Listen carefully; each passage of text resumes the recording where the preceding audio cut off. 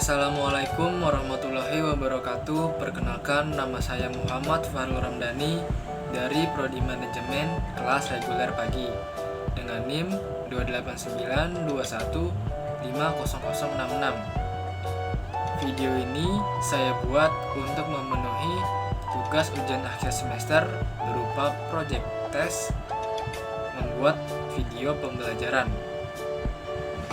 untuk mata kuliah perilaku organisasi dengan dosen pengampunya yaitu Pak Syukri Hamdi SEMM. Dan topik yang saya ambil untuk membuat video ini yaitu tentang kepemimpinan, pendekatan dari segi situasi. Kita masuk ke latar belakang kepemimpinan. Kepemimpinan adalah proses mempengaruhi aktivitas-aktivitas sebuah kelompok yang diorganisasikan ke arah pencapaian tujuan. Dalam pengertian lain, kepemimpinan adalah kemampuan dan keterampilan seseorang yang menduduki jabatan sebagai pemimpin satuan kerja untuk mempengaruhi orang lain, terutama bawahannya, untuk berpikir dan bertindak sedemikian rupa sehingga melalui perilaku yang positif, ia memberikan sumbangan nyata dalam pencapaian tujuan organisasi.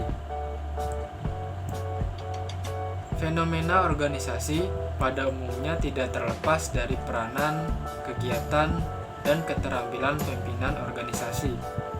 Sebaliknya, perkembangan fenomena organisasional juga membentuk peranan-peranan keterampilan baru bagi pimpinan organisasi.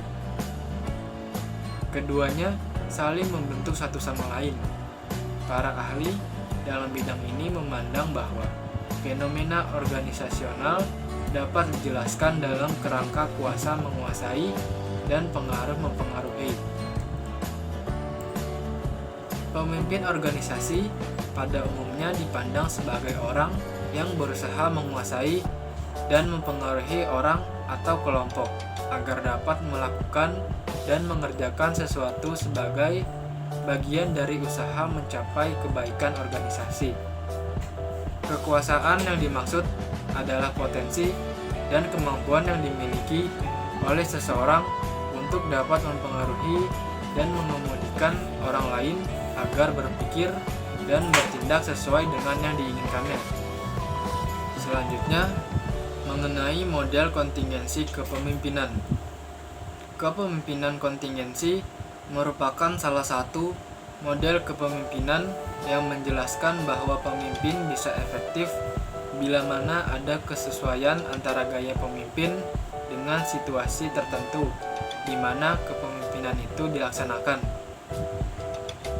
Teori kontingensi menganggap bahwa kepemimpinan adalah suatu proses di mana kemampuan seseorang pemimpin untuk melakukan pengaruhnya tergantung dengan situasi tugas kelompok atau group task situation dan tingkat-tingkat daripada gaya kepemimpinannya, kepribadiannya, dan pendekatannya yang sesuai dengan kelompoknya. Cara kerja teori kontingensi kepemimpinan LPC adalah daftar pertanyaan yang dirancang untuk mencari tahu karyawan seperti apa yang paling ingin diajak bekerja sama dengan seorang pemimpin dan pada gilirannya menunjukkan gaya kepemimpinan. Total skor menentukan gaya kepemimpinan yang diperlukan. Lalu kita masuk ke model kepemimpinan dari Fromm-Yatton. Model pengambilan keputusan Fromm-Yatton adalah teori kepemimpinan situasional dari psikologi industri dan organisasi yang dikembangkan oleh Viktor Fromm bekerjasama dengan Philip Yatton tahun 1973 yang dijelaskan lebih dalam pada buku mereka yang berjudul Leadership and Decision Making. Fromm dan Yatton mengembangkan 7 gaya dari A sampai G, pembuatan keputusan manajemen dengan memberikan 13 alternatif saran mana yang cocok diterapkan dalam situasi yang berbeda. Artinya, dengan melihat situasi disarankan keputusan gaya yang cocok. Lalu, berikut ini 5 gaya pengambilan keputusan yang disarankan Fromm dan Newton, lengkap dengan tingkat partisipasi bawahannya. Gaya yang pertama, tetapkan keputusan sendiri dengan menggunakan informasi yang ada saat itu. Gaya yang pertama ini, partisipasi bawahan tidak ada. Kemudian, gaya yang kedua, dapatkan informasi dari bawahan dan selesaikan masalah oleh kita sendiri. Tidak perlu memberitahukan kepada bawahan apa yang menjadikan masalah ketika meminta informasi kepada mereka. Peran yang diharapkan dari bawahan hanya merupakan sumber informasi dan bukan mengemban alternatif penyelesaian. Partisipasi bawahan rendah. Kemudian, gaya yang ketiga, ikut sertakan bawahan yang bersangkutan dengan masalah. Minta ide dan sarannya secara sendiri-sendiri. Kemudian, ambil keputusan, baik sendiri atau tidak, disertai pengaruh dan saran-saran bawahan. Gaya ini, partisipasi bawahan sedang. Kemudian, gaya yang keempat, ikut sertakan bawahan sebagai satu kelompok. Dapatkan ide dan saran dari mereka.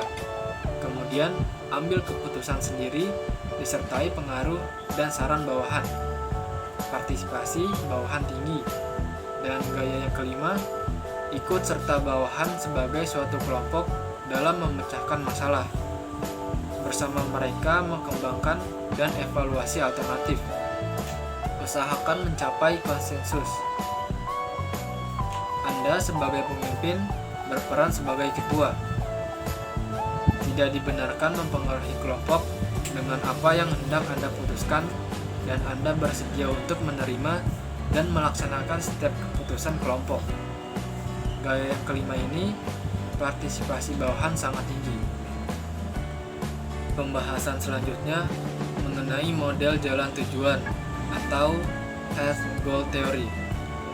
Path Goal Theory adalah suatu teori di mana suatu pekerjaan pemimpin untuk membantu pengikut-pengikutnya dalam mencapai sasaran dan mempersiapkan kebutuhan arahan dan dukungan.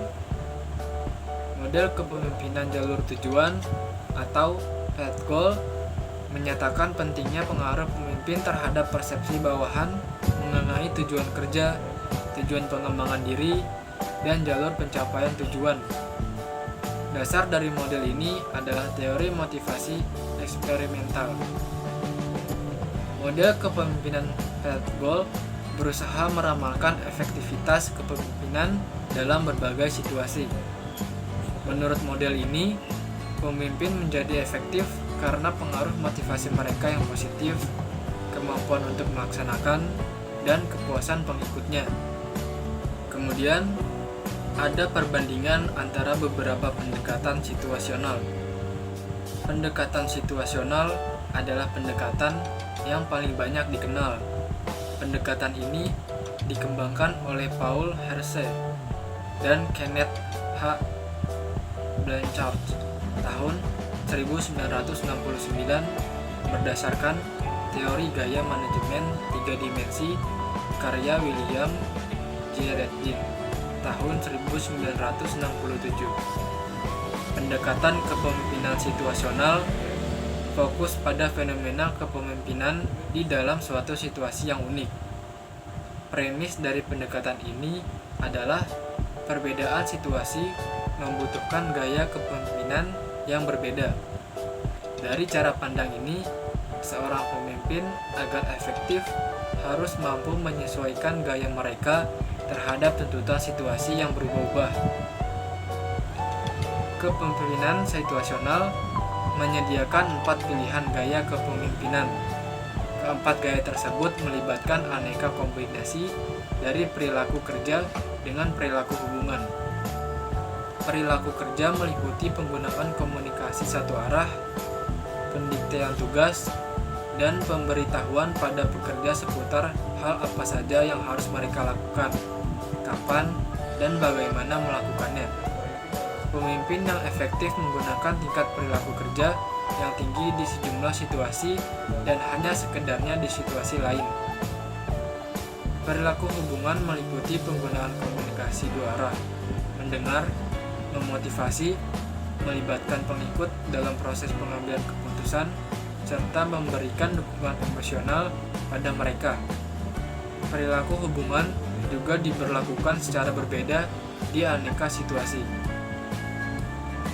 Dengan mengkombinasikan derajat tertentu perilaku kerja dan derajat tertentu perilaku hubungan, pemimpin yang efektif dapat memilih 4 gaya kepemimpinan yang tersedia, yaitu 1. Pemberitahu, 2. Partisipatif, 3. Penjual, dan 4. Pendelegasi. Dan topik yang terakhir atau penjelasan terakhir yaitu beberapa masalah lain mengenai kepemimpinan. Yang pertama, ada kegagalan berkomunikasi. Kerumitan bisnis pada masa sekarang mendesak pemimpin bisnis untuk dapat berkomunikasi pada tiap level dalam perusahaan. Misalnya, Anda harus menyusun sebuah visi dan membujuk agar tim Anda setuju dengan visi Anda tersebut. Anda harus menghubungkan tiap individu dalam perusahaan Anda dan menginspirasi mereka. Anda sebagai pemimpin juga pemilik bisnis dituntut untuk membangun kepercayaan dengan meyakinkan anggota Anda melalui komunikasi verbal dan tindakan nonverbal agar dapat memperkuat antar anggota timnya. Yang kedua, kurang akuntabilitas. Dalam perusahaan, apabila ada pekerjaan besar yang gagal dikerjakan dan beberapa ide tidak berjalan dengan lancar, maka Anda kurang memiliki akuntabilitas. Anda memerlukan sebuah papan pencatatan kinerja yang bisa memonitor hasil kerja yang Anda inginkan. Kebanyakan pemimpin mengetahui hal ini, namun menjadikan hal ini sebagai sebuah sistem membutuhkan disiplin diri dan fokus. Agar sistem dapat terbentuk, Anda membutuhkan dukungan dari karyawan Anda dan tidak mudah terpengaruh hingga hal ini menjadi bagian dari operasional Anda. Yang ketiga, segan untuk melakukan pemecatan. Bahkan, pemimpin terbaik masih memiliki ketakutan untuk memecat karyawan atau anggota timnya jika dalam tim ada ikatan keluarga. Sejalan dengan berkembangnya perusahaan, maka anggota tim dan pemimpin memiliki keputusan yang sulit untuk terus mengupgrade kemampuan. Sebagai pemimpin, carilah orang yang mau bekerja untuk keberhasilan perusahaan dan bukan orang yang memberatkan anggota timnya. Dan masalah lainnya yaitu kurangnya pemerataan, kurangnya visi yang jelas, eksekusi yang tidak berjalan, dan tidak bisa menyusun budaya perusahaan yang kuat. Kemudian, kesimpulan dari pembahasan-pembahasan sebelumnya, yaitu kepemimpinan kontingensi merupakan salah satu model kepemimpinan yang menjelaskan bahwa pemimpin bisa efektif bila mana ada kesesuaian antara gaya pemimpin dengan situasi tertentu di mana kepemimpinan itu dilaksanakan. Lalu, ada beberapa teori kepemimpinan, yaitu dari Fromm-Houghton yang menjelaskan teori kepemimpinan situasional dari psikologi industri dan organisasi yang dikembangkan oleh Viktor Fromm bekerja sama dengan Philip Houghton tahun 1973 yang dijelaskan lebih dalam pada buku mereka yang berjudul Leadership and Decision Making.